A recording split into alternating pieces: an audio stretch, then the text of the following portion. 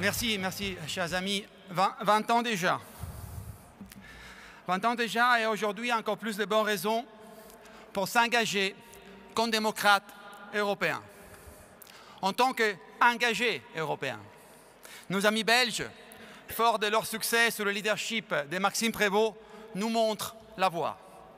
Face à un parti populaire européen qui est en pleine dérive weberienne, non, pas Max Weber, l'autre, Manfred, les petits idéologues de la grande alliance avec l'extrême droite, face à une social-démocratie trop souvent soumise à l'extrême gauche insoumise, face aux difficultés des Verts, perdus dans un écologisme dogmatique, et surtout face à une urgence européenne toujours plus forte, comme Marielle de Sarnez nous aurait dit. Face aux menaces existentielles évoquées par Emmanuel Macron, face à tout cela, chers amis, les raisons qui nous ont amenés à créer les partis démocrates en 2004 sont encore plus d'actualité en 2024. C'est pour cela que je veux, au nom de vous toutes et tous, remercier très chaleureusement François Bayrou, Francesco Rutelli et Romano Prodi pour leur vision et leur courage. Oui, on peut bien les applaudir. Car quitter les partis populaires européens, pas à l'époque de Manfred Weber, mais à l'époque d'Helmut Kohl, ce n'était sans doute pas facile, mais c'était les choix à faire et ils l'ont fait. Quels sont les nouveaux défis en 2024 ? L'Europe vit un moment de vertige. Sous la pression de l'extrême droite et de l'extrême gauche, la gauche et la droite traditionnelle recourent de plus en plus à une politique du tout ou rien qui ne nous laisse rien. Les populistes savent réduire n'importe quel problème à deux messages de base. La solution est toujours simple et l'échec est toujours la faute de quelqu'un d'autre. Donald Trump en est l'exemple parfait. Si les problèmes résident dans l'évolution accélérée de la technologie, ils nous ramèneront au jour de gloire avec les slogans « C'était mieux avant ». S'il s'agit d'élites trop puissantes, ils détruiront les systèmes. Si c'est la mondialisation, ils fermeront les frontières. Le populisme est avant tout une volonté de diviser nos sociétés. Les extrémistes veulent nous faire croire que le compromis n'est jamais nécessaire, qu'il représente la faiblesse et l'échec. Mais les traités d'irresponsables, des racistes ou d'antidémocrates ne servent à rien, bien au contraire. Nous devons convaincre en offrant une alternative réelle. Le centrisme démocrate n'est pas le point médian entre deux tribus de plus en plus extrêmes.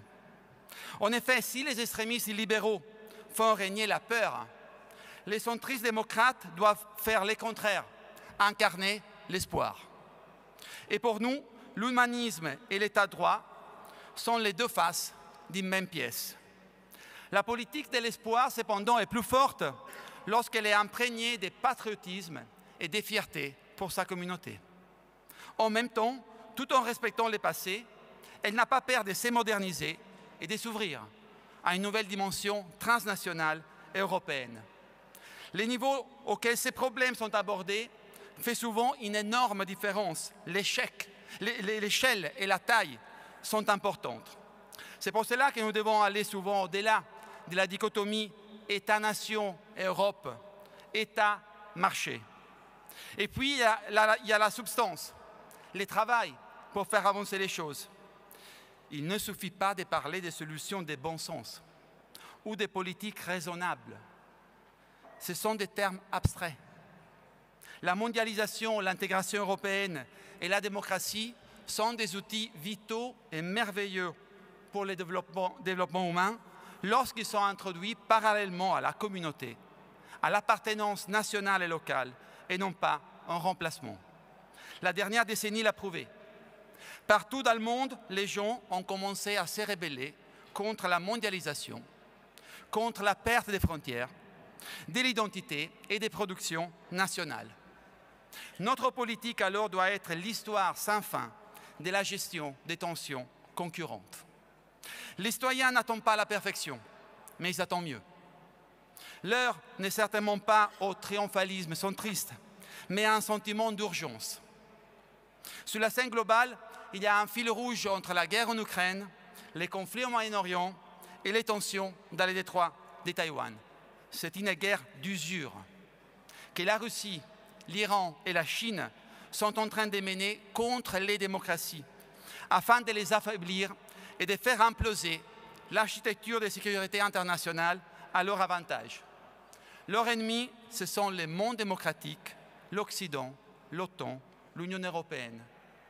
Sans idéologie commune, ils considèrent cependant tous la société ouverte comme une menace existentielle à leur volonté de domination. Nous pensons que les politiques isolationnistes défendues par la droite sont dangereuses et contre-productives. Mais par exemple, les accords commerciaux internationaux doivent promouvoir la production nationale, favoriser la transition vers une énergie propre et veiller à ce que les pays qui appliquent des normes de travail ou écologiques laxistes ou qui violent les droits de l'homme n'écrivent pas les règles de l'économie mondiale. Pour être encore plus clair, la Chine ne peut pas dicter les nouveaux standards internationaux. Oui, car la gestion d'un pays ou de l'Union européenne n'est pas un jeu à somme nulle. La politique ne se fait pas dans le vide. Elle construit ou détruit la vie des gens. Nous devons reconquérir la classe moyenne et la classe ouvrière. Les dernières élections américaines et Will Marshall nous l'ont clairement prouvé. Ont clairement prouvé que cette perte ne peut pas être compensée en attirant davantage d'électeurs ayant fait des études supérieures. Que l'écart entre peuple et élite est énorme et il est le meilleur allié des populistes de tous bords. Mais le centre doit être un lieu de solutions concrètes et pas uniquement des raisons. Nous voulons plus d'investissements et d'infrastructures contre une gauche qui voudrait tout geler au nom d'une idéologie green. Pour chaque euro investi dans la sécurité, nous voulons investir un autre euro dans la culture et dans la formation, différemment de l'extrême droite. On ne peut gagner d'élections en Occident sans position forte sur l'immigration, dit Tony Blair. Et nous avons les solutions pour gérer la migration légale et illégale dans le respect de nos valeurs, des exigences de sécurité et de nos besoins économiques. Regardez nos propositions même lors de ces congrès. Mais notre première mission, chers amis, doit être de comprendre, de maîtriser et d'exploiter l'évolution technologique du XXIe siècle. Comment réformer les systèmes de santé en utilisant la puissance des nouvelles technologies telles que la génomique et l'intelligence artificielle pour prévenir plutôt que guérir. Des vies plus saines signifient une vie plus longue. Les systèmes de pension doivent être repensés. Comment définissons-nous les retraites aujourd'hui? Du moment où les enseignants ne détiennent plus les monopoles du savoir, comment notre système éducatif doit-il être organisé? Lorsqu'il y a de toutes nouvelles formes d'emploi et de travailleurs indépendants, comment établir de nouvelles règles de justice sociale? Les réseaux sociaux sont une source de joie, mais la désinformation pose de nouveaux défis à la confiance et à la démocratie. Comme l'a écrit William Gibson, l'avenir est déjà là, mais il est très mal réparti. Les débats sur les technologies numériques ne ressemblaient pas aux débats traditionnels sur la répartition des richesses ou le contrôle des ressources économiques. La raison en est que la technologie numérique n'est pas simplement une ressource économique. Tout algorithme utilisé pour répartir des ressources à portée sociale, emploi, crédit, assurance, logement, sécurité sociale, est également politique. Dans le même temps, chaque plateforme des réseaux sociaux qui influence une élection, comme en Roumanie, comme en Géorgie, c'est une question éminemment politique.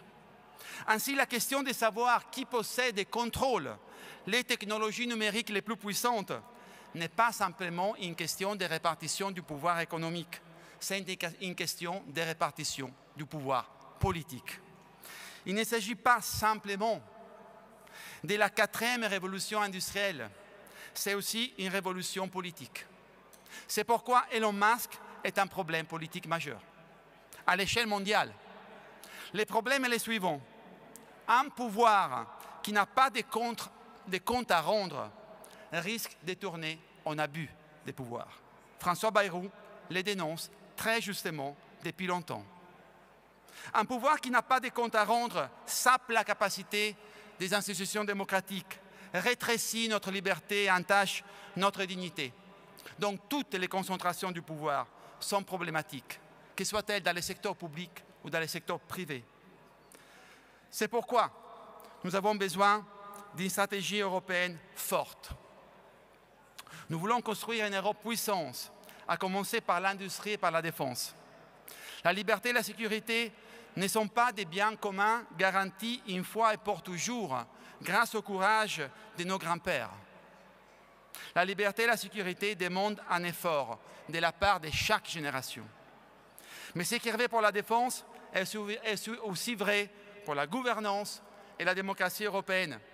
En vue de l'élargissement, nous devons réformer l'Union pour unifier les continents, y compris avec une réforme des traités.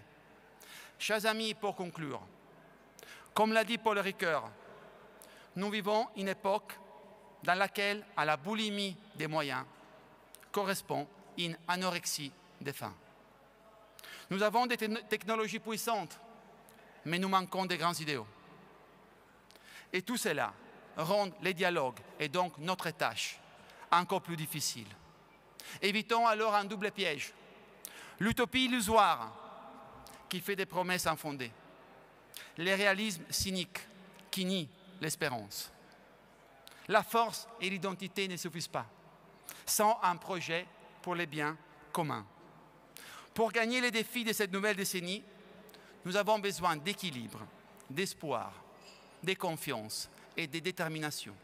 Pour réussir, nous avons besoin encore plus des démocrates européens. Merci.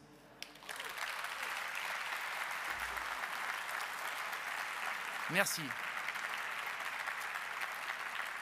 Merci. Et maintenant, j'ai l'honneur d'inviter pour les conclusions notre président du Parti démocrate européen, François Bayrou. Je vous demande un tonnerre d'applaudissements.